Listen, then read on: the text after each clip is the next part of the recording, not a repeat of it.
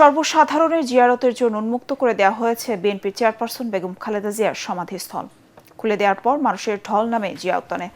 কুরআন তেলাওয়াত, দোয়া মোনাজাতের মাধ্যমে বেগম খালেদা জিয়ার রুহের মাগফিরাত কামনা করছেন বিএনপির নেতাকর্মী ও সর্বস্তরের সাধারণ মানুষ।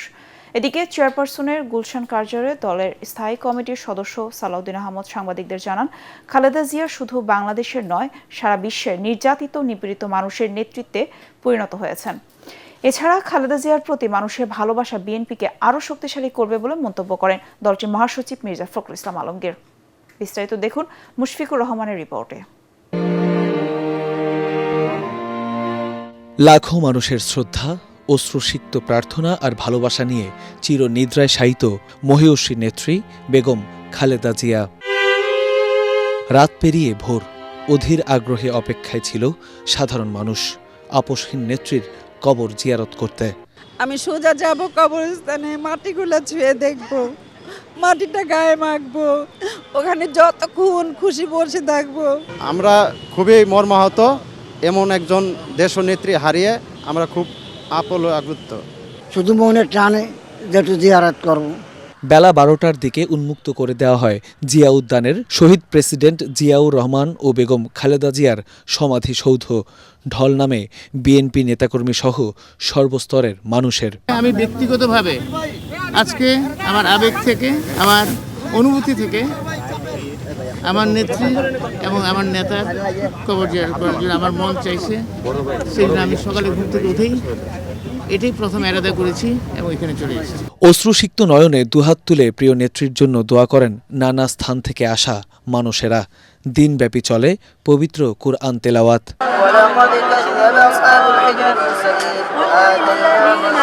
আমরা সিলেট মৌলভীবাজার থেকে এসেছি। আমরা নেত্রীর জন্য দোয়া করেছি যাতে আল্লাহ তাআলা ওনাকে ব্যস্ত নসিব করেন। কষ্ট লাগছে এই দুনিয়া ছেড়ে চলে গেলে, এত ই করে, এত হরান পেরাশন হয়ে আইসা, তাও স্বামীর কবরের কাছে আইসা আল্লাহ নিকট নিকল। হ্যাঁ, আমার খুব খারাপ লেগেছিল। আমি নেত্রীর জন্য দোয়া করলাম তিনি যাতে জান্নাতবাসী হোক। তিনি যদি বেঁচে থাকতেন আমাদের দেশে হয়তো অনেক উন্নতি হতো। আজকে জিয়ারতের মধ্যে শুধু মনে হচ্ছিল যে আর কোথায় কেউ থাকলো না। তিনি নিজেও একাধিকবার কারাগারে গিয়েছেন, কিন্তু কখনো তিনি গণতন্ত্র প্রশ্নে, মানবাধিকার প্রশ্নে আপোষ করেননি। এদিকে চেয়ারপারসনের গুলশান কার্যালয়ে বিএনপি স্থায়ী কমিটির সদস্য সালাউদ্দিন আহমেদ সাংবাদিকদের বলেন, বেগম খালেদা জিয়ার চলে যাওয়ার শোককে শক্তিতে পরিণত করে বাংলাদেশের মানুষের গণতান্ত্রিক, বৈষম্যহীন, সমৃদ্ধ বাংলাদেশ প্রতিষ্ঠার স্বপ্নকে পূরণ করতে হবে বিএনপিকে। আমরা তার শোককে, শক্তিকে জাতি বিনির্মাণের জন্য ব্যবহার করতে চাই, নির্বাচনের জন্য নয়। তার মনোনয়নের ক্ষেত্রে যেহেতু তিনি ফিজিক্যালি আর নেই, সেজন্য আইনের ভিত্তিতে তার মনোনয়ন এমনিতেই বাতিল ঘোষণা করা হবে। বেগম জিয়ার অবর্তমানে দলের ভারপ্রাপ্ত চেয়ারম্যান তারেক রহমানের নেতৃত্বে দেশের গণতন্ত্র ও সার্বভৌমত্ব আরও সুদৃঢ় হবে বলে মন্তব্য করেন বিএনপি মহাসচিব মির্জা ফখরুল ইসলাম আলমগীর। ম্যাডামের চলে যাওয়ার মধ্য দিয়ে যে জনগণের যে ভালোবাসা তৈরি হয়েছে, মানুষের মধ্যে ইমোশনস কাজ করছে, সেই ইমোশনসগুলো তো নিঃসন্দেহে বাংলাদেশ জাতীয়তাবাদী দলকে আরও বেশি শক্তিশালী করবে। এদিকে জিয়া উদ্যান ঘিরে নিরাপত্তা নিশ্চিতে শক্ত অবস্থানে রয়েছে আইন শৃঙ্খলা বাহিনী। একজন নেত্রীর চলে যাওয়া, যিনি বলতেন এই দেশের মাটি ও মানুষ ছাড়া তার অন্য কোনো ঠিকানা নেই, সেই দেশের মাটিতেই আজ চিরনিদ্রায় শায়িত বিএনপি চেয়ারপারসন বেগম খালেদা জিয়া। তার সমাধিস্থল ঘিরে আজ হাজারো মানুষের বুক ফাটা আর্তনাদ। অশ্রুসিক্ত নয়নে তার রুহের মাগফিরাত কামনা করে দোয়া করছেন মহান আল্লাহর দরবারে। বলছেন তার এই চলে যাওয়া দেশ ও গণতন্ত্রের জন্য অপূরণীয় ক্ষতি। এদিকে সাবেক প্রধানমন্ত্রী ও বিএনপি চেয়ারপারসন দেশনেত্রী বেগম খালেদা জিয়ার অন্তিম যাত্রায় দায়িত্ব পালনরত সবাইকে ধন্যবাদ জানিয়েছেন বিএনপির ভারপ্রাপ্ত চেয়ারম্যান তারেক রহমান। তিনি বলেন, দেশের মানুষের অংশগ্রহণে যথাযথ শ্রদ্ধা ও মর্যাদার সঙ্গে সম্পূর্ণ হওয়া এই বিদায় ছিল ঐতিহাসিক। নিজের ভেরিফাইড ফেসবুক পেজে দেয়া এক পোস্টে তারেক রহমান এসব কথা বলেন। তিনি দেশবাসী সহ জানাজা ও দাফন অনুষ্ঠানে দায়িত্ব পালনকারী সব ব্যক্তি ও প্রতিষ্ঠানের প্রতি কৃতজ্ঞতা প্রকাশ করেন। শিক্ষা প্রতিষ্ঠান, হাসপাতাল ও শিশু পার্কের 100 মিটারের মধ্যে তামাক পণ্য বিক্রি নিষিদ্ধ করে ধূমপান ও তামাকজাত দ্রব্য ব্যবহার আইন সংশোধন করেছে সরকার। ফরেন সার্ভিস একাডেমিতে এক ব্রিফিংয়ে কথা জানান প্রেস সচিব শফিকুল আলম। তিনি আরও বলেন, পাবলিক প্লেসে ধূমপান করলে জরিমানা ৩০০ টাকা থেকে বাড়িয়ে ২০০০ টাকা করা হয়েছে। এছাড়া বছরের প্রথম দিনে শিক্ষার্থীদের মাঝে ৮৩% পাঠ্যপুস্তক বিতরণ করা হয়েছে বলে জানান উপপ্রেস সচিব আজাদ মজুমদার। বিস্তারিত জানাচ্ছেন ইয়াসিন রানা।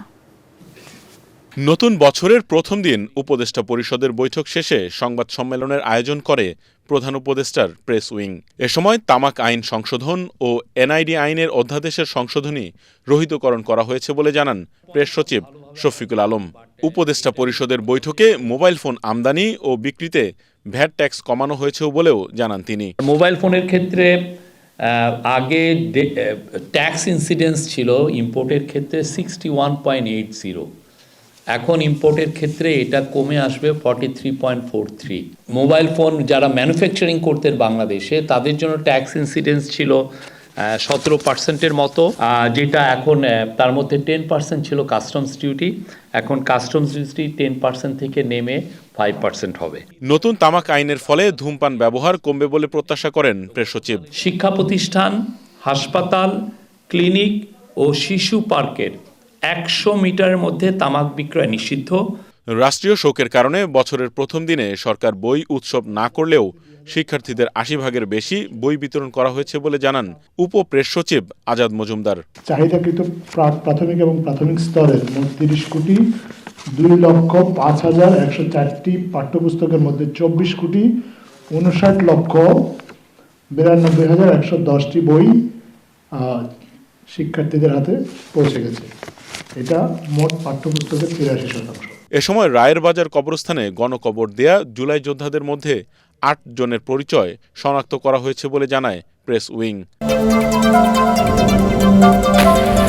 সারা দেশে প্রাথমিক থেকে মাধ্যমিক পর্যন্ত বিনামূল্যে বই বিতরণ কার্যক্রম শুরু হয়েছে।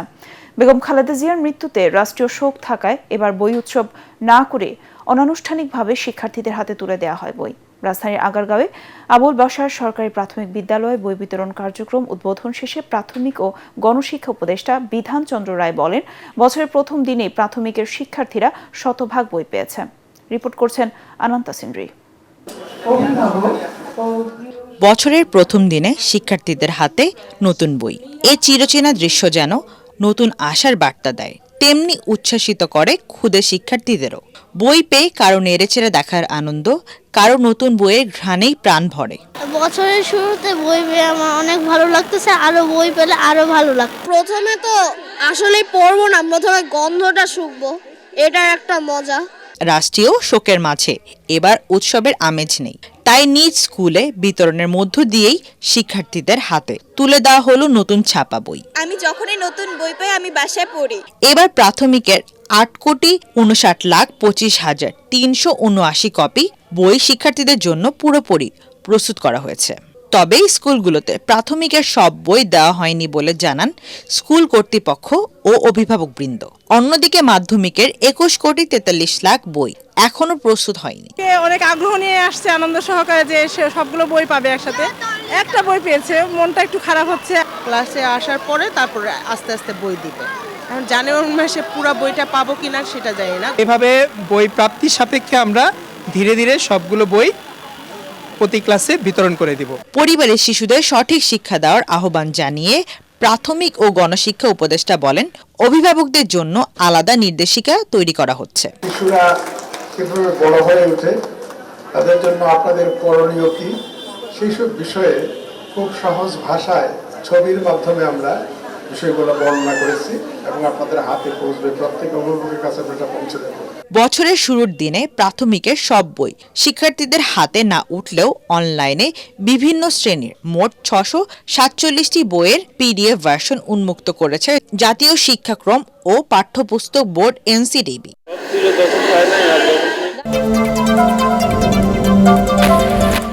ভারতের পররাষ্ট্রমন্ত্রী এস জয়শঙ্করের ঢাকা সফরকে দ্বিপাক্ষিক সম্পর্ক ও রাজনৈতিক দৃষ্টিভঙ্গিতে না দেখা উচিত বলে মন্তব্য করেছেন পররাষ্ট্র উপদেষ্টা তৌহিদ হোসেন।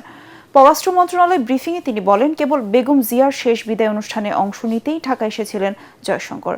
এদিকে বাংলাদেশ ভারত সম্পর্ক জোরদারে বেগম খালেদা জিয়ার অবদান চিরস্মরণীয় হয়ে থাকবে বলে অভিব্যক্তি প্রকাশ করেছেন ভারতের প্রতিরক্ষা মন্ত্রী রাজনাথ সিং। ইমদাদুল্লাহ বাবুর report. BNP chairperson Begum Khaleda জিয়ার শেষ বিদায় অনুষ্ঠানে বিভিন্ন দেশের মেহমানরা আসেন ঢাকায়। এর মধ্যে লক্ষণীয় ছিল ভারতের পররাষ্ট্রমন্ত্রী সুব্রামানিয়াম জয়শঙ্করের সংক্ষিপ্ত সফর। এমন সময় তিনি ঢাকায় আসেন যখন ভারত বাংলাদেশ সম্পর্কে চলছে চরম তিক্ততা। এই সফরে সম্পর্কের সেই টানাপোড়েন কমেছে কিনা এ নিয়ে বিভিন্ন মহলে চলছে বিশ্লেষণ। বৃহস্পতিবার পররাষ্ট্র মন্ত্রণালয়ে ব্রিফিংয়ে পররাষ্ট্র উপদেষ্টা গণমাধ্যমকে এ বিষয়ে বলেন, জয়শঙ্করের এই সফরের সাথে কোনো রাজনৈতিক সম্পর্ক নেই। এটাকে ওই ঠিক আন্তঃরাষ্ট্রীয় সম্পর্ক, তারপরে আপনার রাজনীতি, সেই দৃষ্টিভঙ্গি থেকে না দেখাই উচিত হবে। বেগম খালেদা জিয়া বাংলাদেশে তো বটেই, আসলে প্রতিবেশী দেশগুলোতে তার এক ধরনের ইমেজ আছে যথেষ্ট পজিটিভ, এবং তিনি যে একটি অবস্থানে নিজেকে নিয়ে যেতে পেরেছিলেন এটা সবাই জানে। দেশের মানুষের মাঝে তার দলমত নির্বিশেষে এক ধরনের গ্রহণযোগ্যতা এবং শ্রদ্ধা সম্মান আছে। এটা অবশ্যই তারাও সবাই রিকগনাইজ করে। দুই দেশের মধ্যে সম্পর্কের টানাপোড়েন কমবে কিনা এমন প্রশ্নের উত্তরে তিনি বলেন, এর উত্তর খুঁজতে হবে ভবিষ্যতে। এটার উত্তর আপনাদেরকে আগামীতে খুঁজতে হবে, আগামী দিনগুলিতে আপনারা দেখবেন যে কিরকম। তার সাথে আমার যেটুকু কথাবার্তা হয়েছিল সেটাতে আসলে রাজনীতি ছিল না, একেবারে নিতান্তই এই অকেশন উপলক্ষে এবং অন্য সবার সামনেই। কাজে এখানে দ্বিপাক্ষিক বিষয় কোনো কিছু নিয়ে আমরা কথাবার্তা বলি। এদিকে তিনবারের সাবেক প্রধানমন্ত্রী ও বিএনপি চেয়ারপারসন বেগম খালেদা জিয়ার মৃত্যুতে দিল্লিতে বাংলাদেশ হাইকমিশনে খোলা শোক বইয়ে স্বাক্ষর করেন ভারতের প্রতিরক্ষা মন্ত্রী রাজনাথ সিং। শোক জানাতে তিনি বাংলাদেশ হাউসে এলে হাইকমিশনার এম রিয়াজ হামিদুল্লাহ তাকে অভ্যর্থনা জানান। শোকবার্তায় রাজনাথ সিং লেখেন, বাংলাদেশের সাবেক প্রধানমন্ত্রী বেগম খালেদা জিয়ার মৃত্যুতে ভারত সরকার ও জনগণ দুঃখী, সমব্যথী। দুই দেশের সম্পর্ক সুদৃঢ় করতে বেগম খালেদা জিয়ার অবদান চিরস্মরণীয় হয়ে থাকবে বলেও শোক বইয়ে উল্লেখ করেন রাজনাথ সিং।